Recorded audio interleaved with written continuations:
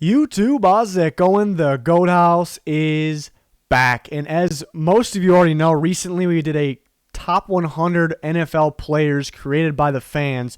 Went through all of that, 100 down to 1. And I've seen a lot of comments, people asking which team had the most players, how many players from this team. So here in this video, we're going to break that down actually. How many players from each team, who had the most. There was a lot of ties, obviously, and we'll break that down here. Before we get started, we have a 60K subscriber goal on the channel. Want to hit that early in the NFL season, so we'd really appreciate it if you could subscribe. Full NFL coverage in season. We're going to have weekly predictions with the boys. I do score predictions, power rankings, all of that and more updated every single week. So you're going to want to subscribe, turn notifications on, smash that like button if you enjoyed. We have a Twitter constantly talking about football. We'll talk during live games. So you're gonna want to follow that. Twitter, in my opinion, is a must. And then we have a podcast, the Goat House Podcast. You can find us on Apple, Spotify, and Patreon for bonus content. So any of that you see on the screen right there, there'll be a link down in the description and in the comments. But let's go over to number one. We have a tie. You got the Cowboys with 7 players, 7 on the 2020 Top 100 list voted by the fans. And if you missed the Top 100 video for the fans created, basically, you can find a link in the description comments for that as well. But we got the Cowboys. We got Zach Martin at 27, Ezekiel Elliott at 34, Tyron Smith at 53, Dak Prescott 68, Amari Cooper 71, DeMarcus Lawrence at 81, and Jalen Smith makes lucky number 99 there. So you see 7 players making the list. So the Cowboys the best team in football? Is that what you guys are trying to say? Probably not, but obviously a team improving, and then they're a team that has a lot of stars basically on the team, a lot of star potential players according to the fans. We had a tie though. We had a tie at number 1 with the most amount of players on the top 100 list, and that was with a rival team there, NFC East, Philadelphia Eagles. A lot of star players, according to the fans, on the Eagles as well. Fletcher Cox came in at 46, so nobody that high. They barely got into the top 50. 46 was Fletcher Cox, 47 Jason Kelsey, 49 Lane Johnson, 52 Brandon Brooks. So a lot of offensive linemen there, all in the same area. 70, their quarterback Carson Wentz, 78. Who was a Detroit Lion, but now the cornerback of the Eagles, Darius Slay, and then 79, Brandon Graham. So a lot of guys kind of in the same area for the Eagles there. So interesting to see that the Cowboys and the Eagles kind of struggled last year, but still, the Eagles made the playoffs. NFC East known as one of the worst last year, but a lot of studs from that division, just from 2 teams there. If they're healthy, very strong teams, obviously, and players. Next, second most was 6, and there was a bunch of teams with that same amount. 6 players that made the top 100 players voted by the fans. The Chiefs, who I expected to be maybe one on this list, but come in at number 2 with the second most at 6, obviously. Patrick Mahomes was number 1, so that's big time, getting number 1 player on the list. Chris Jones, 18, Mitchell Schwartz, 19, Travis Kelce, 20. So 3 in a row there. Thought that was pretty cool, but they get a good amount of a good amount of players in the top 20. Top 25, too, is another one. 22, Tyreek Hill, and then 42, Tyrann Mathieu. So all of their players in the top 50, no one outside of the top 50. So 6 players inside the top 50. Pretty good. Pretty obvious, though. Chiefs are a dominant team. It's not just because Patrick Mahomes. It's a big reason why they're the team to beat right now and why they won the Super Bowl. But they got talent. They got a lot of talent everywhere, a lot of studs, a lot of potential superstar, elite players. So, the Chiefs, 6 players, not really a surprise. Another team that had 6 players, New Orleans Saints. Michael Thomas hit the top 10, number 8. Cameron Jordan, their edge rusher, at 33. Ryan Ramczyk at 35. Drew Brees, future Hall of Fame quarterback there, comes in at 38. Demario Davis at 63, who had a big year last year.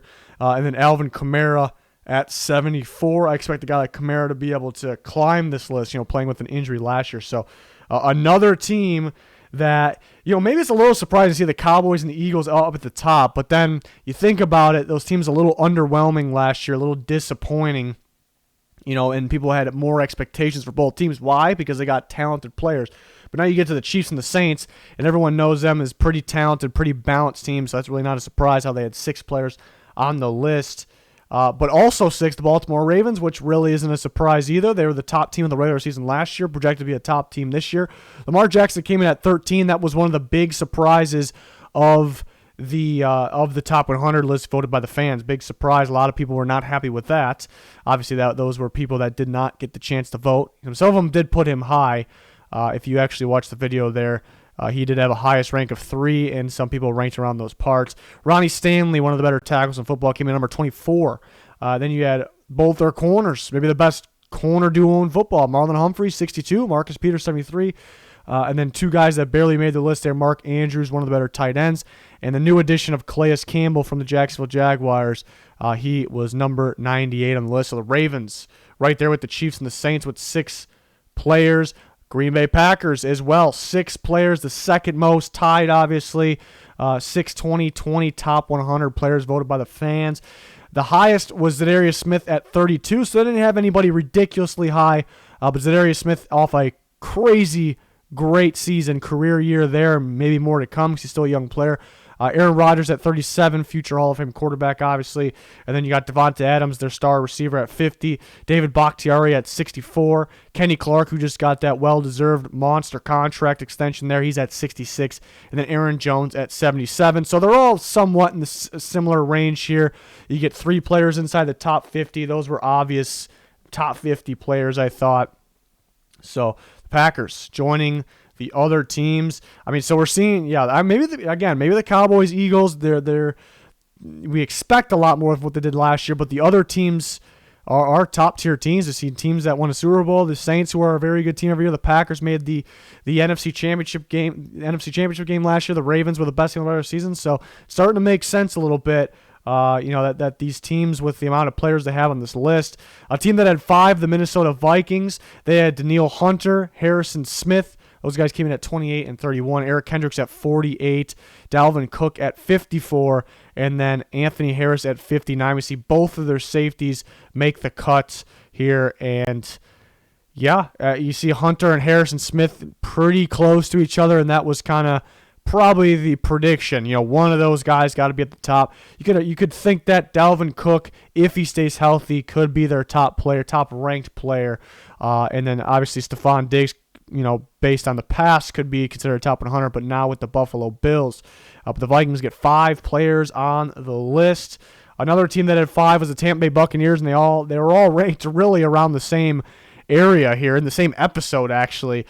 44, Tom Brady, their new quarterback. Chris Godwin right next to him, 45. Shaq Barrett at 51 off a monster year. Levante David at 56 and Mike Evans at 58. I guess the debate is Chris Godwin versus Mike Evans. They aren't too far apart, but they have Chris Godwin was voted just a little better there, even though Mike Evans had the highest rank out of one list at 26. Chris Godwin 30, just more consistent rankings and more actual votes for Chris Godwin. So that was interesting. That's something that could be like a friendly debate. I don't think anybody's gonna get heated about that. They're on the same team. Mike Evans might be the more talented overall guy. Chris Godwin actually might have more to his game. You can go back and forth. You can argue yourself about that, which one's better. Chris Godwin could be more of a easier target for Tom Brady perhaps, but then Mike Evans could be that jump ball type of guy that third, fourth down that can come up clutch. So you can go back and forth on that. It just brings up an interesting debate there.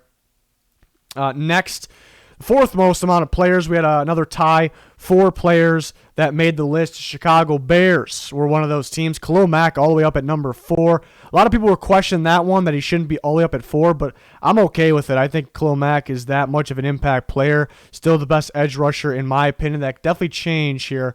But because there's so many good ones that are that talented. But I would agree with that on Khalil Mack. And the other 3 were kind of lower on the list, but they did make the cut right next to each other. Eddie Jackson, who could be one of the better free safeties in all of football at any time, and Allen Robinson, who's getting better, it feels like, every single year. Despite the quarterback struggles, he comes in at 83, and Akeem Hicks at 95.